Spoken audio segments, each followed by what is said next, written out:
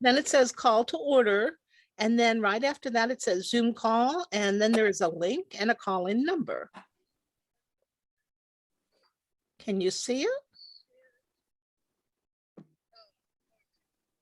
Okay. All right. All right. We'll watch for you. Thank you. Thank you for your patience. This is electronics and things. Sometimes Holly's a better host than I am. I've been on some of her Zooms already. And oh, here's Liz. Let's let her in.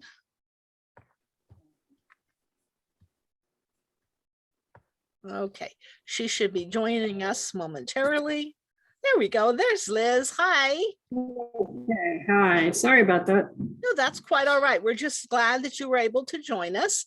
We have done the pledge. We have sung the state song. You timed that so you wouldn't have to sing with us. But now it's Joyce's turn to do the collect, if she will, please. Okay. Okay. Keep us, O God, from pettiness. Let us be large in thought, in word, in deed. Let us be done with fault finding and leave off self-seeking. May we put away all pettiness and meet each other face to face, without self-pity and without prejudice. May we never be hasty in judgment and always generous. Let us take time for all things. Make us grow calm, serene, gentle. Teach us to put into action our better impulses, straightforward and unafraid. Grant that we may realize it is the little things that create differences, that in the big things of life we are at one.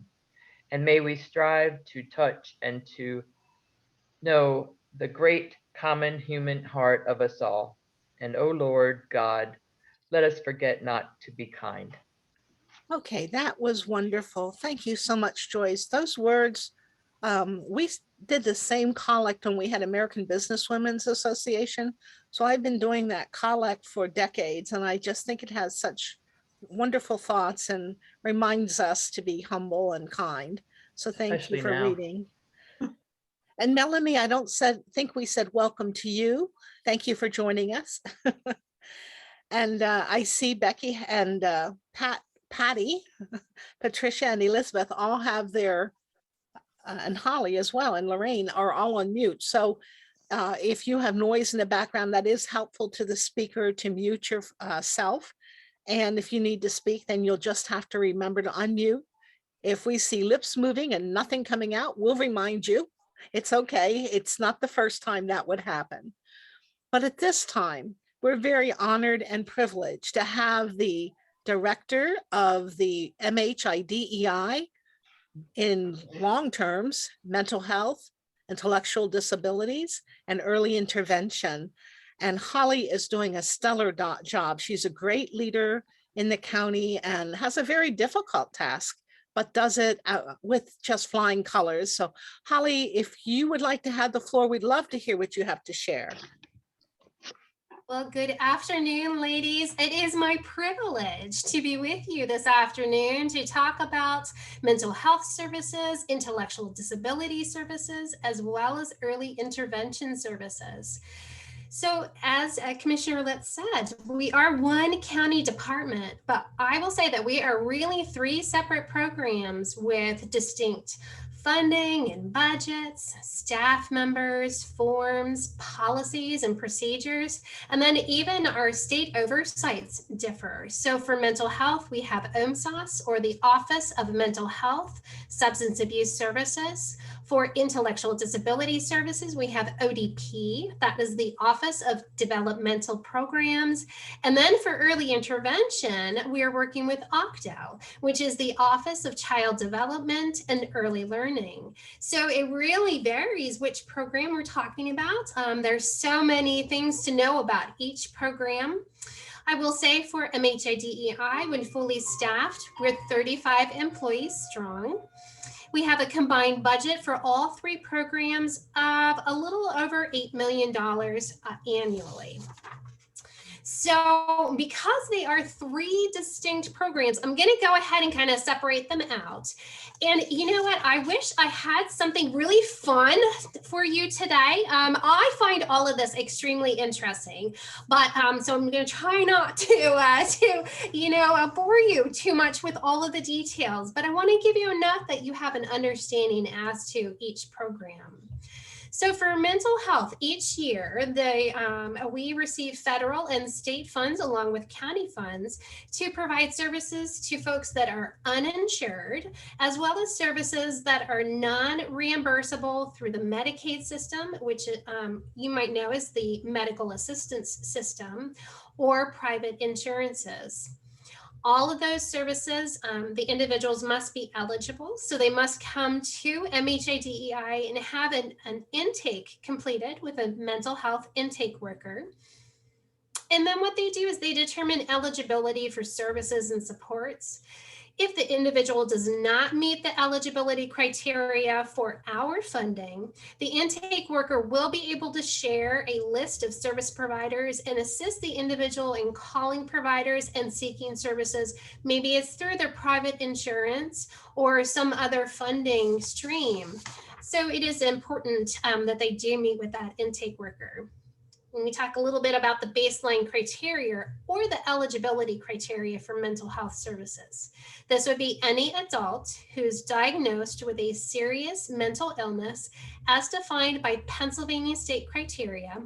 So these would be folks that have perhaps schizophrenia, borderline personality, psychotic disorder, schizoaffective disorder, major depressive disorder, or bipolar disorder. So it's pretty restrictive in the diagnoses.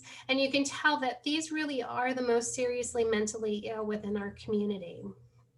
Again, they must have an intake, and all services are voluntary and need a willing participant. And what that means is that no one can force them to take mental health services and supports. That the individual themselves must seek those services and be ready to participate in those services. We get a lot of questions about veterans. So if an individual is a veteran, we must have documentation that they are not eligible for VA benefits in order to use our funding. So because we're the funder of last resort, if they have VA benefits, they must go through the VA.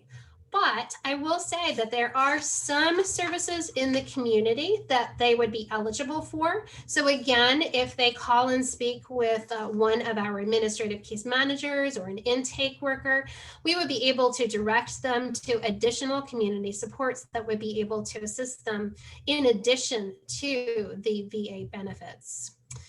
So Lebanon County does not actually provide each and every service and support for folks in the community. What we do is we have contracts with providers for many different services. And that includes blended case management. Blended case management is the high level of case management that meets with the individual on a regular basis to assess their needs and help them in accomplishing the services and supports and the things that they would like to do in the community to be successful. ComPeer, that is peer mentorship. Commissioner, let's just mention crisis intervention services. That's a large part of what we do. It's a very expensive program. It's about $1 million per year for crisis intervention services. Community employment services, social rehabilitation through Halcyon, inpatient hospitalization, outpatient services, things such as outpatient therapy, psychological and psychiatric services, in addition to partial hospitalization, certified peer support services, psychiatric rehabilitation services, as well as supported housing programs. And again, there are some of these that are not solely funded through MHIDEI. It may be that they could receive those through their private insurance or through another funding means. Let me talk a little bit about the mental health administrative case management, or the mental health administrative staff at MHIDEI. So what they do is they monitor and they oversee all those contracted providers. They monitor and oversee the usage of long-term care. And what that means are folks that are residing at Warnersville State Hospital from Lebanon County. Currently, we have 29 individuals at Warnersville State Hospital, or the extended acute care through WellSpan Philhaven. There are 2 locations for that, and we have 7 beds for extended acute care. All 7 are full of individuals from Lebanon County. They also manage the budget for mental health services. They write the state plans, as well as providing administrative case management services. So let me talk a little bit about administrative case management services. They're linking folks to those community resources and monitoring the mental health base funded services that they're receiving through MHIDEI. There is no requirement for individuals with administrative case management to be seen face-to-face. However, the individuals are always more than welcome to come into our office and meet with that administrative case manager. We love to meet with our individuals and services and help them navigate the system in our community. Those caseload sizes vary, but could be anywhere from 100 or more individuals that are assigned to an administrative case manager.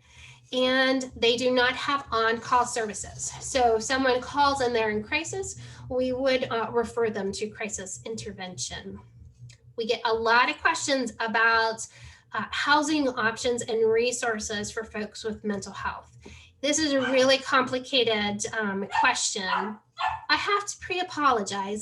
I have a little puppy. Actually, I have 2 puppies, and you may be hearing them in the background. I closed the door so that they couldn't come in, but they're really unhappy with that, and they'd really like to come in right now and play. So I apologize for the barking. So resources through MHIDEI mental health that we're able to provide with regard to housing. We provide rental subsidies. We have a New Start program, which are permanent supportive housing units, supported housing program that is actually a supported housing case manager. So they help folks in finding housing and maintaining housing. They don't actually provide housing itself. There's a Fairweather Lodge. We're really excited about the Fairweather Lodge that was created about 4 years ago. And that Fairweather Lodge are 6 individuals who are residing in the lodge. And the model is such that they have their own separate locked bedrooms, but all the rest of the space is community and shared. They really function as a family, you guys. It's really amazing to see how they all work together. They make meals together. They do their budgets together. They make the rules and the expectations, and they can stay in the lodge as long as they choose to stay in the lodge. So it's permanent, unless they choose to leave, or unless they're not following the rules. And then the lodge members may be able to meet with them, and what they do is try to intervene. If the individual is not willing to work with the rest of the lodge members to be successful, then they would be asked to leave the lodge. So it's really a fascinating model, and it's been very successful in Lebanon County. We also, in the last 2 years, we are developing an enhanced personal care home.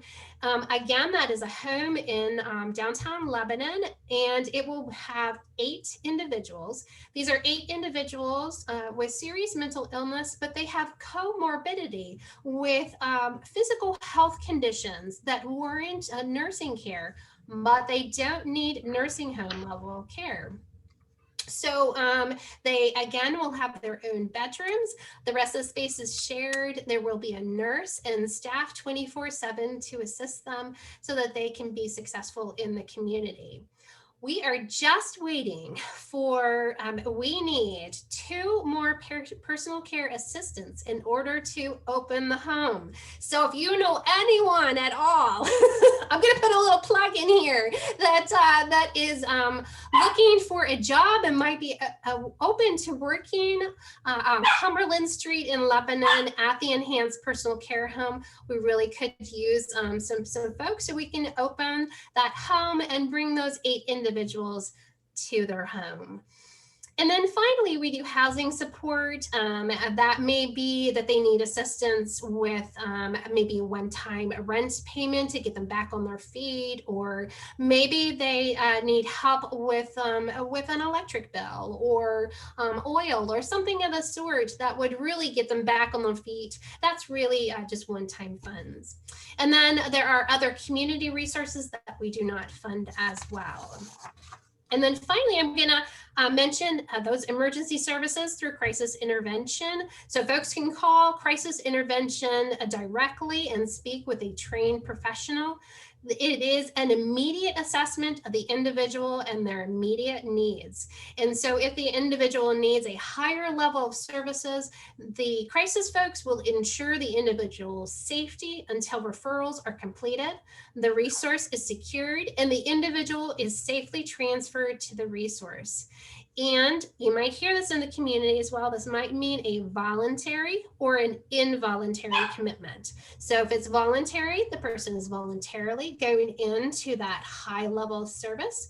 If it's involuntary, it means that someone is actually signing the paperwork and stating that they really need that level of service and that they would be willing to attend a hearing to attest to that. That is the mental health program. Before you move on, do you have the phone number for crisis handy? I absolutely do. It is 717-274-3363. Thank you. Absolutely. Any other questions about mental health? I'm going to. I think that perhaps just a couple of sentences on the change that we've had to do this past year because of the funding crisis. Mm-hmm. We had a major funding crisis this past year at MHIDEI, particularly with mental health services. And as a result, it was necessary to privatize the targeted case management program. And what that means is that we have had a targeted case management program that was embedded within MHIDEI, so a targeted case management provider embedded.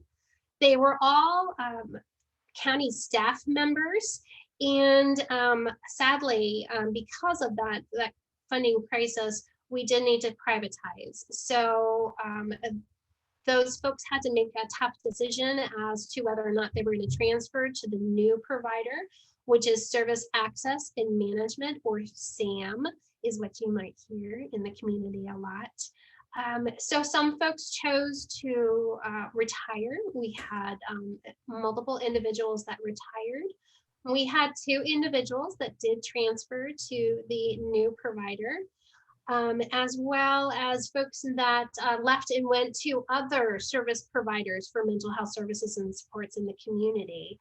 And then we had another individual that left and is doing something totally outside of mental health. So they decided they really kind of wanted to get out of the mental health field. I will say that the majority of our individuals that were previously receiving targeted case management services have transferred, that wanted to transfer, have transferred to SAM as their provider for blended case management. It was very successful. It was a really smooth transition for the folks to move from Lebanon County MHIDEI to SAM. And we are extremely pleased with SAM as the provider. They are very engaged and invested. They have quickly hired the necessary staff. They now have 6 blended case managers, as well as 2 supervisors, which is definitely doing very well for all the individuals that have transferred thus far. They are still interviewing and hope to hire more individuals as they continue to receive new referrals for blended case management. But this has been an extremely difficult year as we made this transition. But again, we are very pleased with Sam as the provider and believe that it is most definitely in the best interest of the individuals that we serve, or we wouldn't have had made that move. Is there any other information, Commissioner Litz, that you would like me to share about? I think that is the biggest question I've had this year. And it's very hard to explain to people, but when the state doesn't increase your funding, the dollars have to be stretched further and further. And I really hated to see us have to farm out, if you will, some of the services, but I saw no other choice when I was presented with the numbers. We couldn't let the bleed continue. A tourniquet had to be applied, and it's the last thing I wanted to do, but it is something that was necessary when I saw the numbers. So thank you for explaining it. I think Sam is a known commodity. They're located in Schuylkill County, and they have been handling other counties' clients as well. Yes. So I think we picked a good company. They had been the best bid, and I think they'll do fine.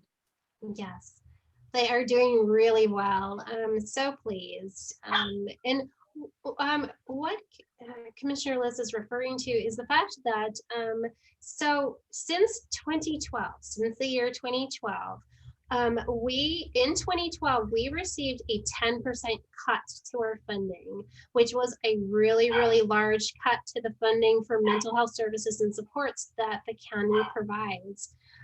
Since that time, our annual allocation for the state and federal funds has not increased since that 10% cut. So we were cut 10% cut.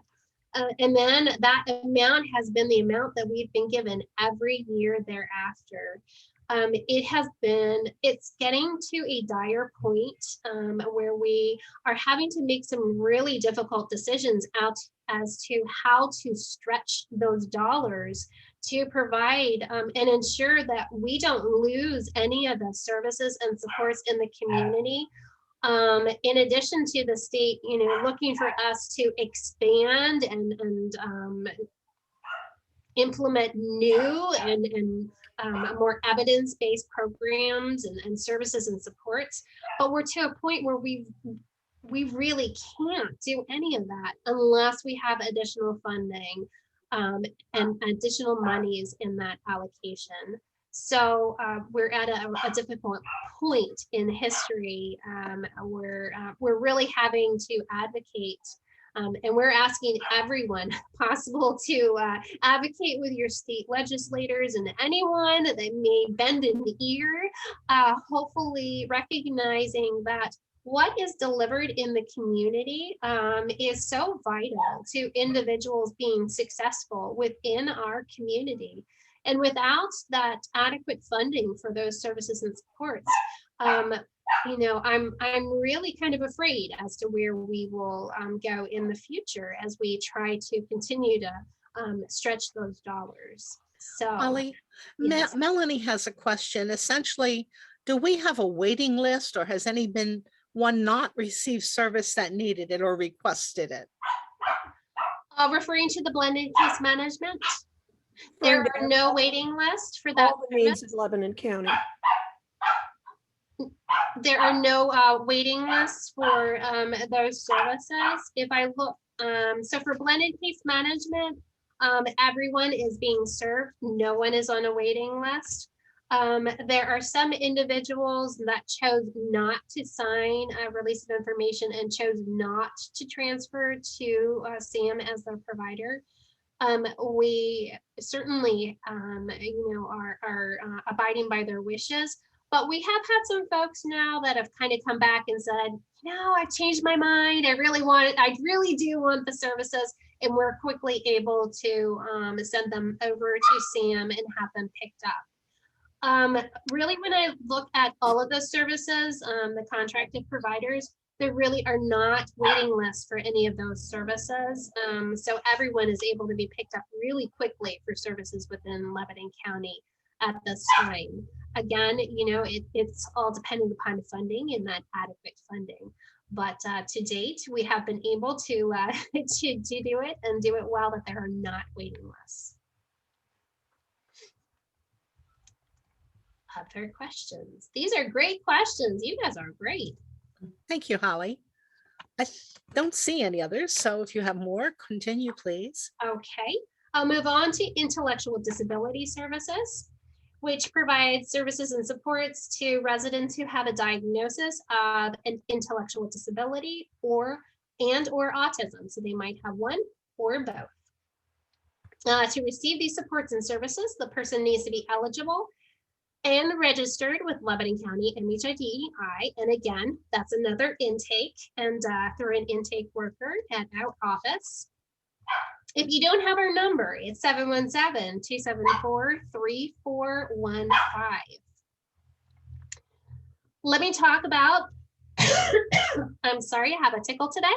Let me talk about eligibility for an intellectual disability diagnosis.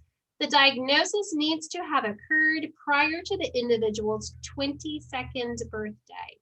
The diagnosis is usually determined through an IQ test, which results in an IQ of 70 or below. The diagnosis also requires that there be significant limitations in at least 3 adaptive function skills areas. And various assessments are used to determine limitations in those skill areas. For an autism diagnosis, again, the individual needs to have that diagnosis prior to their 22nd birthday. Diagnosis of autism is based on the results of a standardized diagnostic tool and diagnosed by a licensed psychologist, certified school psychologist, psychiatrist, or a developmental pediatrician. The diagnosis also requires that the individual have significant limitations in at least 3 of those adaptive functioning areas. So for ID services, there's 2 different main funding sources. One would be the state-based funding, which is what we manage at MHIDEI. So those are base funds that we receive for individuals that their services wouldn't be covered under a waiver, or they wouldn't be eligible for a waiver. Waivers are through the state, and it's what happens is that we're able to determine their eligibility and actually link them to those waivers and those services and supports, and then they're funded directly from the state. So they don't require our funding to come directly from MHIDEI. So some of those frequently used services for ID are in-home and community supports, employment services, community participation supports, assistive technology, home and vehicle adaptations, residential services, also respite services, supports coordination, transportation, therapy such as physical, occupational, speech, hearing, language, visual, and mobility, as well as behavior supports. So I will talk a little bit about supports coordination. Supports coordination is not, again, is a service that is provided by a provider in the community. And what they do is they work directly with the individual for supports coordination. They're completing their plan. They are making sure that they're linking and accessing to those services, and that everything is going smoothly for them in the community. So that supports coordinator is so important to someone that is diagnosed with ID or autism, and making sure that they are successful in our community. There are actually 4 providers for Lebanon County right now for ID supports coordination. We have Sam. Sam is our primary. Then we also have People First. We have Erie Case Management, And then we also have the Center for Community Resources. And the individuals are able to choose which provider they would like at any point in time. Any questions about ID services? A question. Do your Holly, services there include was somebody else going to ask a question. Rowena, was that you? yes. Do your services include any students that are still in school? Oh, yes, absolutely. We most certainly do. So both for mental health and intellectual disabilities, it can be anyone from normally we start serving them right around age 3 and up to the end of life. So absolutely, for all of those services, we would deliver and link them no matter what age they are. We would work with them.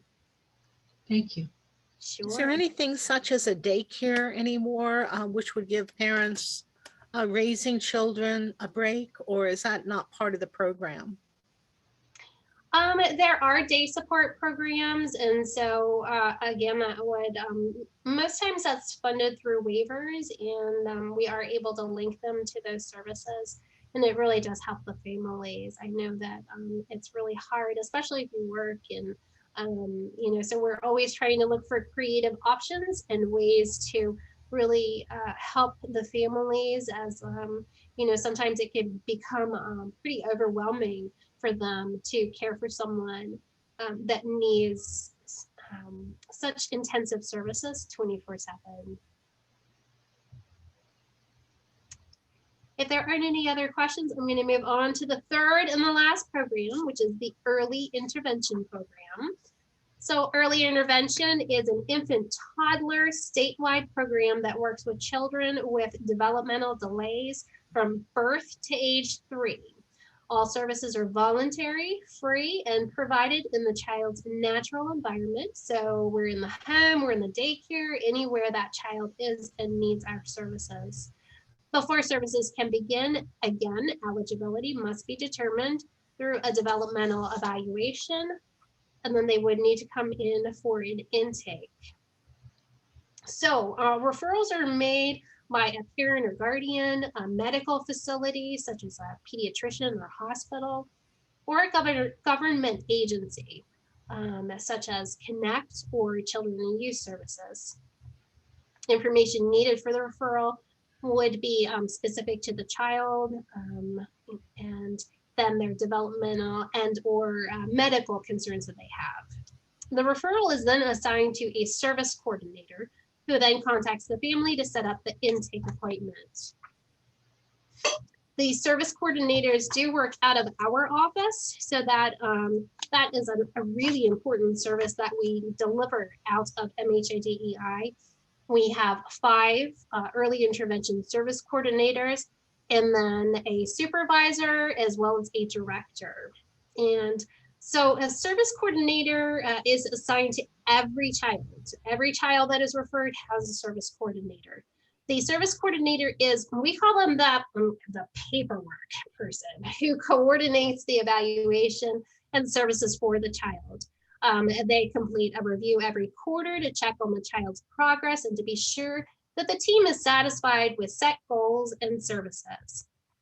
They're a link to community resources for the family, and the supports coordinator aids in the transition process to the IU13, which would be upon their 3rd birthday. So if they have these developmental delays and they need those early intervention services, again, we're only from birth up to age 3, and then they would transition to the IU13 from that point. So eligibility for early intervention. The child must have a 25% delay from his chronological age or a negative 1.5 standard deviation below the mean in one or more areas of development. That could be cognitive, physical, communication, social and emotional, as well as adaptive or self-help. And an evaluation of these 5 developmental areas is completed using a standardized testing tool. They could also be eligible for early intervention services if he or she has a medical condition that would put them at risk for developmental delays. Those examples could be Down syndrome, chromosomal abnormality, autism, visual or hearing impairment. And then medical documentation would be required for those conditions. So the additional services, in addition to the service coordinator, would offer speech therapy, occupational therapy, physical therapy, special instruction, behavior support services, and then nutrition, hearing, and vision services are also available if the proper medical documentation is provided. Again, they are free to the family. They are paid by state and federal funds. And then our base funding would be the payer of last resort.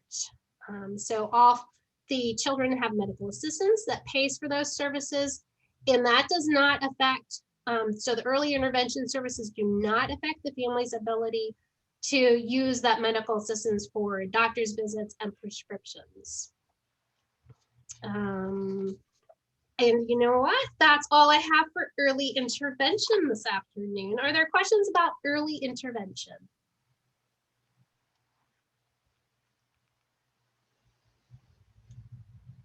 Hearing none, I can say thank you so much, Holly. You took time out of your Saturday. You shared your knowledge and as always are very gracious with that sharing and knowledge, because it's a difficult line of work, but you and your staff step up to the plate and do a stellar job in often difficult times. Thank you so much.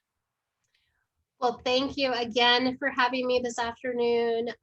If you have any additional questions, please feel free to call me at MHIDEI, shoot me an email, or ask Commissioner Litz. I'd be more than happy to answer any of your questions. And I would really like to just thank all of you for supporting MHIDEI and the work that we do in the community. It is very rewarding to see our folks with disabilities being successful in our community. And that happens, they say that it takes a team. Well, it definitely takes a team and everyone coming together to make sure that folks are successful. So thank you for what you do each and every day. And to what number would they call if they did have a question for you personally? Sure, they could call the main line and ask for me at 717-274-3415.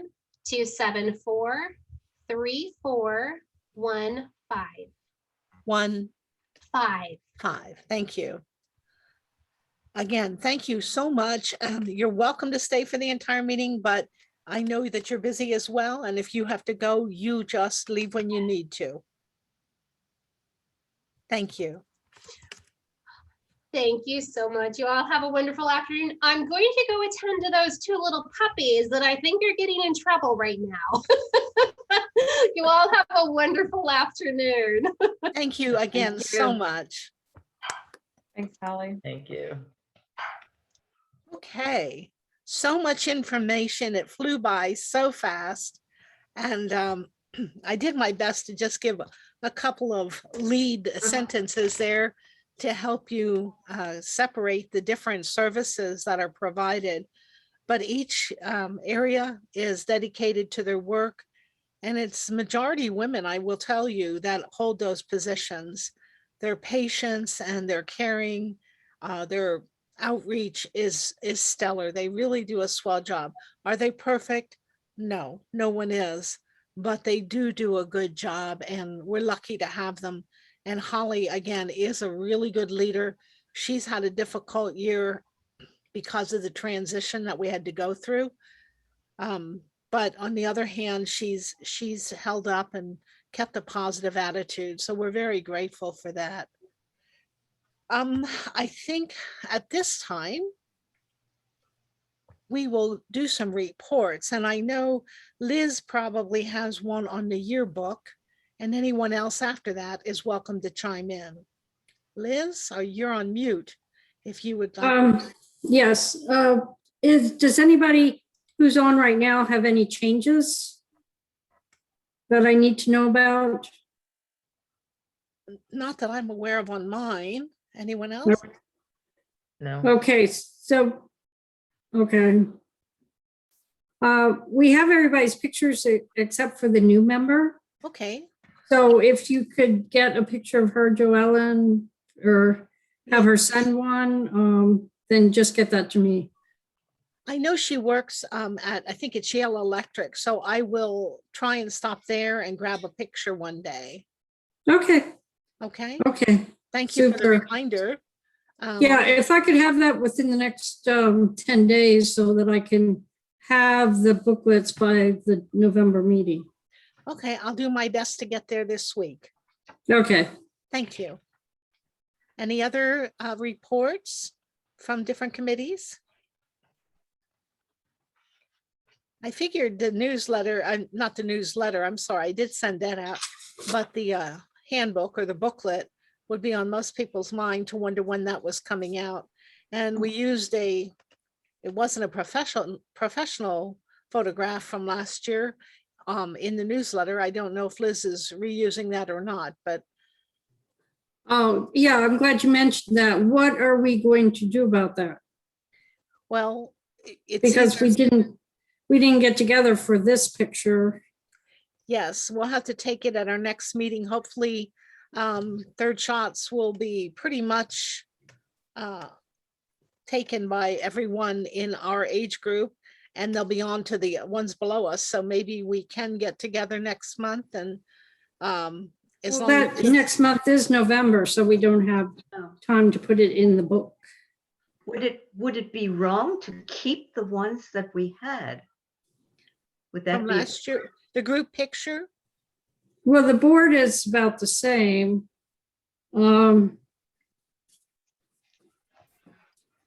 Why don't we do a board picture on Zoom? You can do a screenshot. Yes, I took one. So I have, well, I had everybody on it, but Lorraine doesn't have a picture and we're missing Royzetta. So I don't know if everyone was present last year or not. I don't remember. Yeah, we have Lorraine, Rosetta, you, me, Becky, and Catherine. And So Melanie Then, wasn't on last year's. No, because Yeah. I wasn't going into public. I don't know that I would do that this year either, even with my booster. I'm And being Jo Ellen, very careful. you said about the third shot. Mhm. Many of us won't be having the third shot yet because we got Moderna and they haven't approved it yet. Understood. Good point. Good point.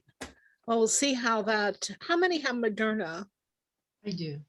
I do. 2, 3. Oh, yes. 5 of 1, 2, 3, 9, 5 of 10. Half have Moderna, and I'm assuming the other half have Pfizer. Pfizer. I was going to say not Johnson and Johnson, Yeah. because that one came on last, and most people had it by then. But yeah.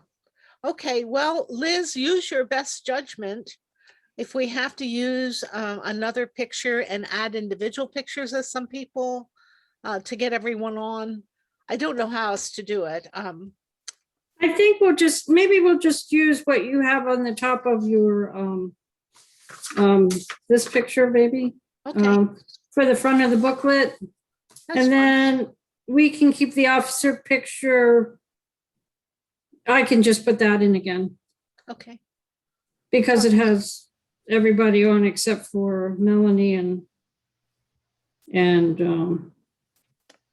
yeah, I think that's all that's and missing. then you could possibly put a small picture of the 2 that are missing, like below or something. Yeah, we could do that. Yeah. Yeah, that way everybody's included. Yeah. Okay. Okay, sounds like a plan. Then are there any other committee reports? If not, how about, I always enjoy getting to know you better, and we can't do that unless we share and exchange information.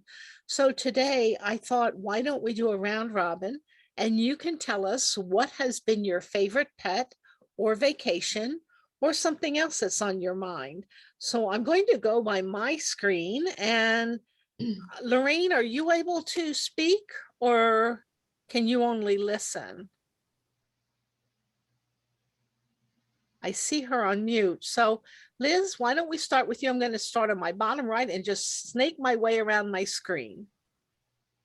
Okay, well, I had a great vacation this summer for 2 months in Colorado with our granddaughter and her family. I mean, with my daughter and her family, and the 2 granddaughters, 4 and 6. They were lots of fun. We had a great time, and we had great weather. So it was really nice. We had we saw a double rainbow and a single rainbow, and some other sights. We saw some moose, and yeah, so it was really great. Sounds like a very memorable vacation. Oh, we celebrated our 50th wedding anniversary too. Wow, congratulations. That's fabulous. Yes. Okay. And Melanie, how about you? Oh, I didn't go anywhere. I did go out to my daughter's house. And so whenever my daughter and her husband from Buffalo can make it in to Pittsburgh and I can make it into Pittsburgh, we really do have a good time.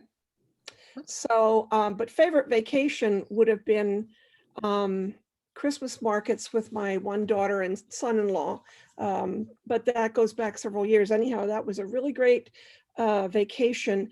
And if anybody's looking for a really interesting culturally rich opportunity, that would be it. The Christmas markets in Germany and Thank Austria. you. Yeah. Beautiful. Thank you. Catherine, how about you? Well, I had 2 great family vacations, one early one in June with about 16 of us. And then about a week ago with 2 daughters and Warren and myself, and we met up with 2 daughter-in-laws and our son in Massachusetts. One of the fun things that we always do when we go this time of year is go over through the beaches and pick the rose hips off the bushes, which came home and have been made into jelly. And the next time we have a meeting where we can be with each other and eat, I promise I will bring some rose hip jelly and some crackers to put it on so everybody can have a taste. Well, that's lovely. So we'll do that when the time happens. Okay, super. Patsy phone there. Patricia.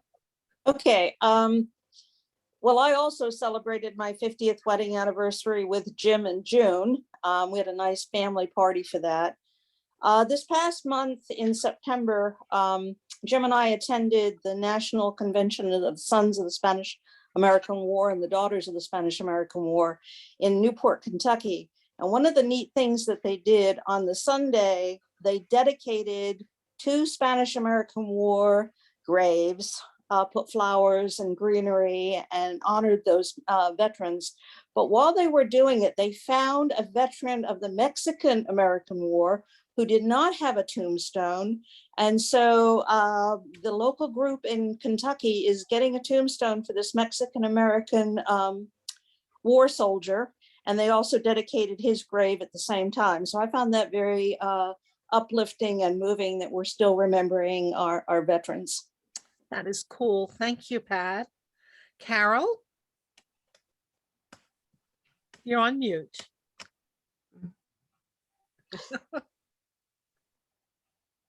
Great, okay. We tend to go to Myrtle Beach every late summer, and we've missed it 2 years in a row. But my daughter takes me kayaking sometimes, and we had a wonderful trip a couple weeks ago, a nighttime kayak. And we're out on the water with a group of people, and they've all got lights on their boats and their hats and, you know, all kind of things like that. And we got to see the sun go down and the moon come up. It was beautiful. And on the way there was rain. So the whole thing seemed very iffy. We saw a double rainbow while we were on the water, and it was gorgeous. Wow. So that was a high point. Wow, that's beautiful, Carol. I remember you went on at least one Swatara sojourn with your family. Oh, yes. Mhm. Yes. Mhm. So thank you. I'm glad you're still kayaking. Becky, it's your turn.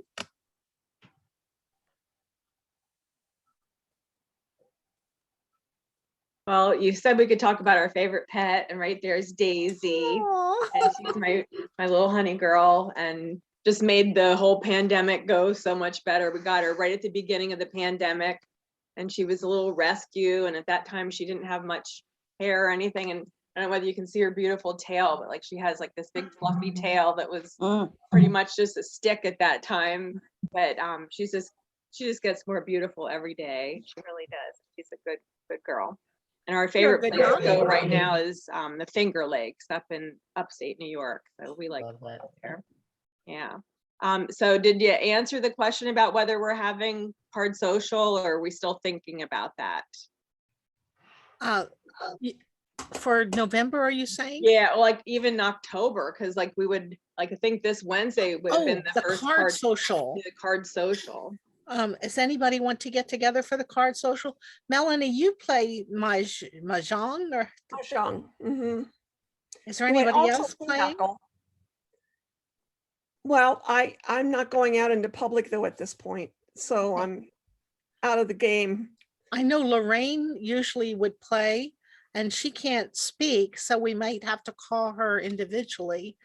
I'm not sure she coordinates the whole thing, but So do you Linden Village is open then? It's open now, and my Good, boss good. Tanya was asking if we were having the card social. Good. It only just opened really last week, so it's been all kind of new, and yeah. we're just trying to see what's still happening and what isn't happening. Do you want to call Lorraine directly? I will. Yeah, Okay. I will. All right. Thanks. Thank you. I'm not sure if I know how to play pinochle anymore. It's been so long. So long, yeah. Yeah. I'm sure they'll have cheat sheets. Marina, what would you like to share with us? Well, my favorite vacation was a long time ago, and it was to Israel and Greece. Oh, yeah. But I have 3 daughters, and they all live in different states, and they weren't able to come to visit me this summer until a few months ago. My daughter, who lives in Virginia, really wanted to come for just even a few days. And her doctor said, no, she would not be able to do that. She's having problems with her back because of hitting the water, jarring in the water, because she spent 32 years in the Coast Guard. And so she was very disappointed. Now, Andrea has a friend who lives near her in Virginia, who was a test pilot in the Army. And when he retired, he built himself a little plane. And he said, oh, I'll take you to Pennsylvania to visit your mother. So this little plane, I can't imagine how 2 people even got in it, landed out at Keller Brothers on the grass. And I had a few days with my daughter. And then he came back and got her and took her back to Virginia. And that was a fun vacation because I had no other vacations. Well, that's lovely. I'm so glad you got to see family. Yeah. That was special. And Joyce, how about you? Well, I only ever had one pet when I was a child, and if somebody had discarded their pet and I took care of it. Through the years, we've had so many, I couldn't even pick one special. But my favorite vacation, well, I've had a lot of good vacations, but our 50th anniversary, we had 2 grandchildren at that time, and we took a cruise to Bermuda, and that was just lovely, just lovely. My grandson was grown and had a girlfriend who went along at that time. For our 60th anniversary, we took the whole family because it had grown quite a bit. We had 3 great-grandchildren by then and 1 more granddaughter. My son and his wife were 40 and 50 when they had their daughter. And we were just delighted. So the whole family went to Disney World, and that was fun. Even for adults, it was, Disney World is Disney World. So next year, for our 65th anniversary, I would like to take a cruise again, but we'll have 1 more great-granddaughter. I know what it is. I'm not sure how babies, I think it would be okay. So I would really like to do that because I don't know if we're going to get a trip for any more anniversaries, it's the years are adding up. So that's Oh, my dream for next year. that's So wonderful. It's great to have goals and work towards them. For they told me, us when we got married, they said it won't last a year. So next year will be 65. how about that? Yes, and I know John, so tell Yeah. John I said congratulations as well. I will. Okay. I guess I had a dog, Ginger, and she passed, and I had two cats, and they lived to be, I don't know, 16 years old, and they passed. And unfortunately, I learned that I was allergic to both of them when I no longer had animals in the house and I could breathe through my nose. So needless to say, I did not get any more pets, but except one Christmas, I got two little goslings, and one was a boy and one was a girl. And because it was Christmas, I named them Mary and Joseph. And they grew up and they had two little babies. And it was just, I just enjoyed those, they were white geese. And I just enjoyed them so much because I got to watch them grow and feed them every day. And I collected a bunch of the eggs and blew out the centers and painted them. You know, it's just nice. And as for vacations, I guess each one built on a previous one, because every time we went scuba diving, I would ask the guide if we could see something I hadn't seen, and I had a list in my head. And so the one that is really outstanding was we went out in the middle of the ocean, the Atlantic Ocean, and anchored. And on the way there, I had a brand new blazer, and a deer ran out, and we went over that. And after that, I always was throwing U-joints. So here, I guess it was bent in the shaft and I didn't know it, but we got there and we went out and we were anchored in the middle. My husband was seasick, so we weren't sleeping down below with all the rest. The center of the boat has the least rocking. So we were on the top and his head was on my lap and I was just leaning back, and it was sunrise. And I heard this, and I thought, what the heck was that? And I looked around and I saw a whale. And I'm like, it's a whale. Wake up, it's a whale. So I wake him up and he looked. And then everybody was hearing the commotion. So one by one, they were coming upstairs. Well, till they got up the steps, the whale was gone. And I don't know if it was 10 or 15 minutes went by, and there was another, and the water spout, you know.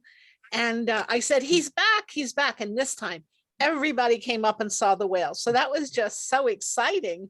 Other things that we saw down below, giant starfish, I mean, big starfish, and they were amazingly light in color, because every time you see them dried out, they look so dark, and they almost had a little bit of a pink hue to them, I thought. One time, in the middle of the day, eels usually swim at night and fish at night, eat at night. But this giant moray green eel was out, and he was at least as long as me, maybe longer. And I was so excited. I got my camera up to take a picture, and my husband is panicking because they have big teeth and big mouths. And I just wanted to get a picture. And he was coming towards me, and I wasn't scared. I don't know why, but I just wanted a picture. And I sat, you know, it was hovering in the water, took a picture. And when it flashed, the eel turned off and went the other way.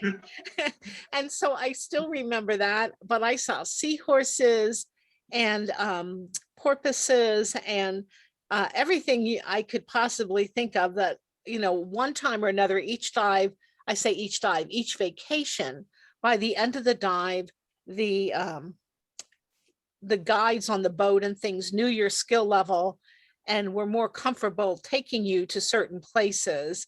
If there was a bit of a current or a little bit deeper, whatever it was. In other words, a normal dive might be 20 to 50 feet, but sometimes you might have to go down to 80 or something, or 100. Shipwrecks were 100, and you shouldn't go, I think it was below 110 feet. And then you have to come up slowly and let the air, the nitrogen, I guess it is, out of your blood, and hover and, you know, wait a few minutes here and there. And you get up, and it was just, you know, it was such an exciting experience. But now I'm too old to dive, so I can't do that anymore. But those vacations just will always be etched in my brain. And I know I've been working on a book. I didn't work on it for a while, but I have a lot of chapters done. Of course, I want to include the coronavirus. So I've kind of been waiting for that to end to finish the book. But there are some stories, like I just told you in the book, about the diving trips. And one time, less happy, but on the other hand, very rewarding. We helped to look for, we were rescue divers, meaning we took advanced first aid and rescue. And I was able to actually found a Vietnamese man over at Gifford Pinchot State Park. And he had fallen out of his canoe. He didn't have a life vest, couldn't swim. And he was asking for help. And his friends thought he was kidding and didn't realize, so he didn't come up anymore, that he wasn't kidding. And the lake was full of algae, so you couldn't see but like this far, maybe a foot in front of you at the most. And so there were all these dive teams called in from all over, and we created grids and had lead weights at either end with ropes between, and we would follow those. And we had a policeman with us on one side, and my husband and I on the other. We were stretched out holding hands, and my hand was on the guide rope. And when we get to the end, the men would lift this lead weight, because it's very heavy underwater, and move it like 10 feet in the same direction always. And then we'd go back over the same area we just covered. And I would just keep my fingers lightly on the rope and step back and let them do the heavy lifting. Well, the one time I stepped back, my fin just barely touched something, and it felt, it kind of bounced. And I thought, was that an inner tube or what? So I reached my hand back, and I had a sport glove on. And the first thing I hit was something hard. And so I kind of made little circles and went up, and or maybe no, I started up where it was soft and worked down. And then I hit something hard and touched it and realized it was a belt buckle. So I grabbed hold of the belt, because I figured that's not going to come off. And I knew I had him. I couldn't see him. I could not see him, but I felt him, and I knew I had him. So finally, my husband comes back the line to get me so we could get ready to go down the other way. And of course, I had my finger in his face, and I went like this.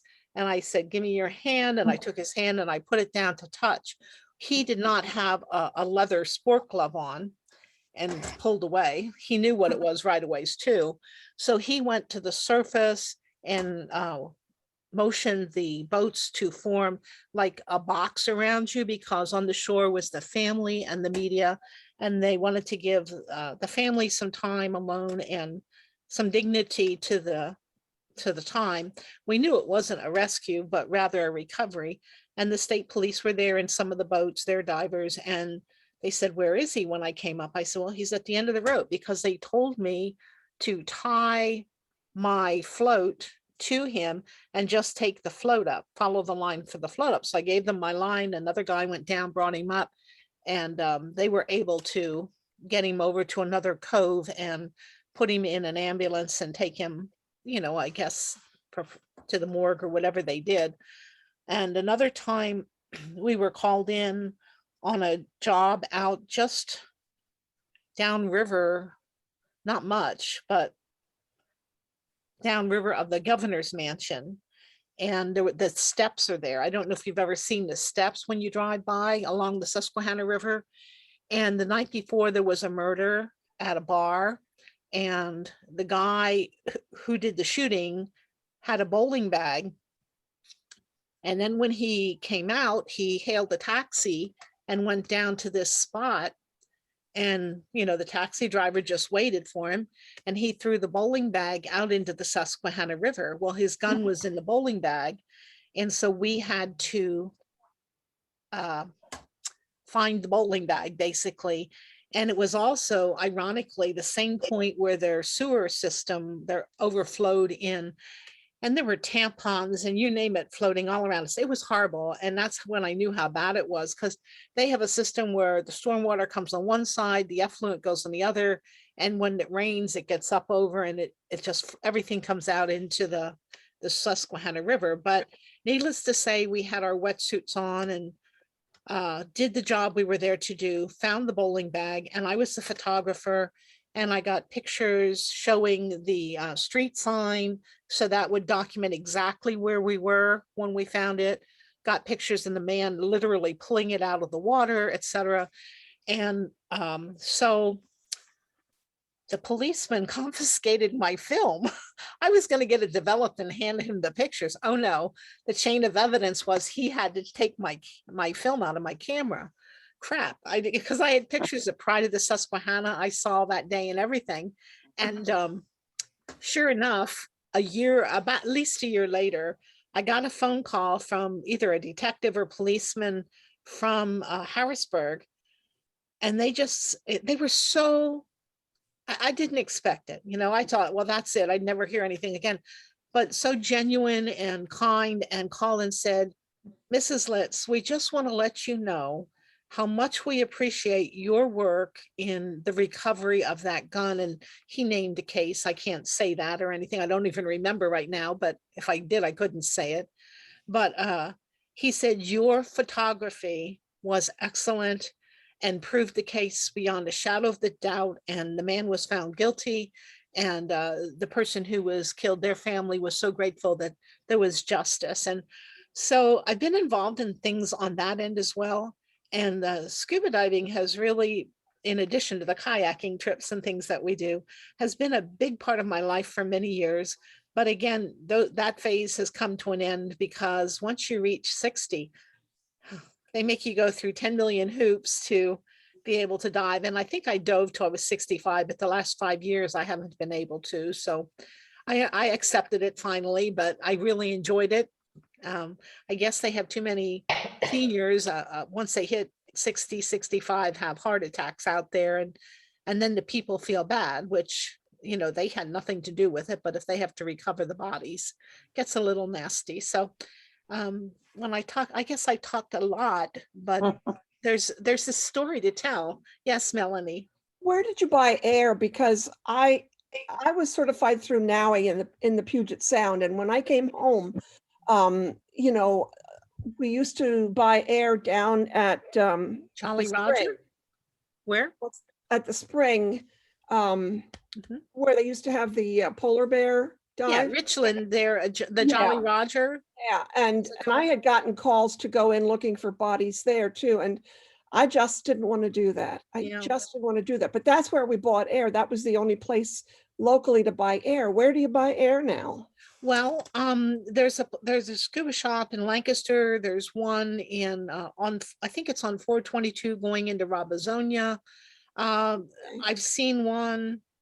But there's nothing in the county anymore, is there? No, but my husband, we dove so much that we had our own, like I call it a generator, but it was a little machine that made the air, and then he could monitor it and say how much PSI was in it, whatever. He did all that, the technical stuff, but we made our own air, and we had our 4 tanks filled. So one time we were called to go out here to Ebenezer Lake. We got ice certified. So that was scary a little bit. You know, you're swimming around and then you have to find your way back, even though you're holding onto a rope to find that hole and get out of that hole. That was a challenge. Yeah. So that was ice out there. But then till we got there, we were all suited up, and they said they think it was a prank call. They can't find anybody to substantiate it. No one else was around. So that one we didn't have to dive on. But we were called numerous times. Another quarry up near the drinking water for Dauphin County. I can't remember the name of the quarry up there. We were called to that one. I was in that one. There were different ones we did. So, but you know, I just didn't want to do that. Yeah. Yeah, I didn't mind it. I felt like it was somebody had to do it, and it was very worthwhile. So I did it willingly. But anyhow, that's part of my story. So I thought I would share that as my vacation. It was a long one. I'm sorry. Our next meeting is November 6th, and we will have our charities, the PowerPacks, the Susquehanna Service Dogs, and Community Homes of Lebanon Valley. And unless the board determines otherwise, I think we will still be giving $10,000, and 5, 3, and 2 is I think what we did proposed last time. So we'll see how all that goes, and we'll be fluid just in case. If I think that maybe we didn't have one show up last time, but I have had confirmation from everyone that they received the message and are willing to participate. So hopefully they won't forget, and I'll try and remember to do a reminder just before the meeting. Is there anything else we should be going over? Maybe you want to ask about the January 15th meeting, the anniversary. We had talked about that. A lot of times we do something involved in history for that meeting. So if anybody on the line maybe knows of anything that might be available. Yeah, either a topic or a speaker that you could recommend on the history of whatever, the women's organizations or anything with the Colemans or somehow related to the women's club would be great. If not, I'll do some asking around too, and we'll see what we can come up with. Okay. Well, I can't thank you enough for taking time out of your Saturday and joining us on Zoom. And again, I apologize, it's not in person, but as it turned out with what happened with my husband yesterday, I'm thankful I'm not exposing you to anything just in case. So, and we're happy. I have one question. Yes. Is there any way Lorraine could let me know if I paid my dues or didn't pay my dues with, doing Zoom and not doing Zoom? I'm not sure whether I did or didn't. Okay, the way to ask Lorraine a question, which I will do, did Pat pay her dues, Lorraine, is to type a question. She can listen, but she can't respond. So for her to respond and answer a question, type it into the chat. Are you familiar with the chat? Yeah, if I can find it again. Okay, along the bottom, there's a little white bubble and it says chat. It's almost dead center on my screen. Yeah. And if you click on that, your chat will come up and you can read the comments that people write or ask questions. Okay. And then, let's see, where was I? Well, I think we'll just have to have our next board meeting and wrap up any loose ends on any meetings that are not totally laid out. But thank you all for joining us and have a wonderful day. Thank you. Thank you too. Yeah. Yeah. Bye. Take care, everybody. I can give you Lorraine's phone number if you would like to call her. I think I have it in the booklet. I will just give her a call this week. Okay. Thank you, ladies. Okay, thank you, Jo Ellen. You're Thank welcome. you. Bye.